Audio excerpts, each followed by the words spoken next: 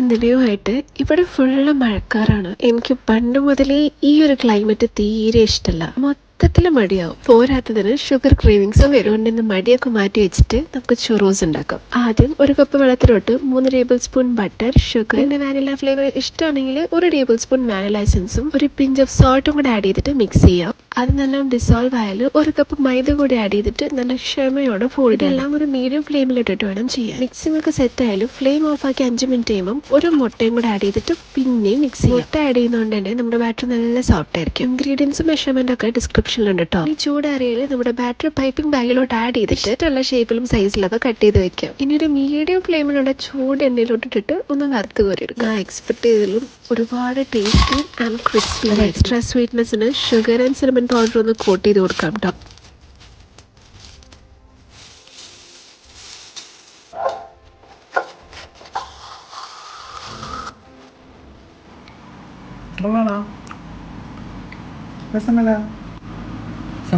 പിന്നെ ന്യൂട്രലയിൽ മുക്കി മുക്കി കഴിച്ചു തുടങ്ങിയാൽ പാത്രം കാലിയാവുന്ന വഴി അറിയില്ല. അപ്പോൾ ബൈ.